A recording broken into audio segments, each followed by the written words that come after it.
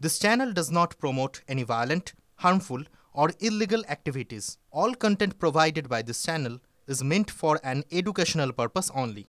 দেশ বুঁদ কট্টর পন্থার নেশায়, আর দিন যত যাচ্ছে ততই যেন ধীরে ধীরে পায়ের তলার থেকে মাটি সরে যাচ্ছে বাংলাদেশের হাল বেহাল।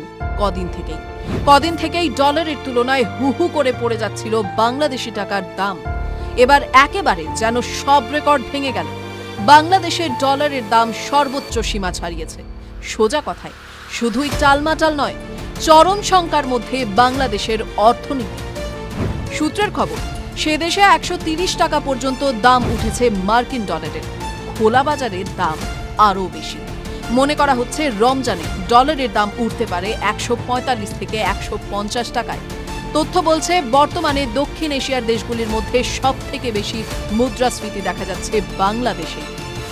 তথ্য এও বলছে গত বছর এই সময় বাংলাদেশে ডলারের দাম ছিল ১১০ টাকা, কিন্তু গত অগাস্টের পর থেকেই অস্থিরতা বেড়েছে বাংলাদেশে।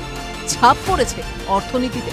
সে দেশের কেন্দ্রীয় ব্যাংক কয়েকবার একাধিক ঘোষণা করলেও ডলারের দাম কমার কোনো চিহ্নই দেখা যাচ্ছে না। এদিকে দেশে নেই কোনো পাকা প্রধানমন্ত্রী। দেশ ছেড়েছেন শেখ হাসিনা, সরকারও অন্তর্বর্তী। তার বৈধতা নিয়েও প্রশ্ন উঠেছে আন্তর্জাতিক মহলে। একই সঙ্গে দেশের লাগাতার হিন্দু নির্যাতনের খবরে মুখ পুড়ছে ইউনূস প্রশাসনের। ভারতের সঙ্গেও সম্পর্ক একেবারে তলানিতে। এমতাবস্থায় দেশের অর্থনীতির চাকা সচল রাখতে আন্তর্জাতিক বাজার থেকে ঋণ নেওয়ার প্রয়োজন পড়তে পারে, কিন্তু তা পেতেও যথেষ্ট বেগ পেতে হতে পারে সে দেশের সরকারকে। এমনটাই মত ওয়াকিবহল মহলের। TV9 Bangla digital.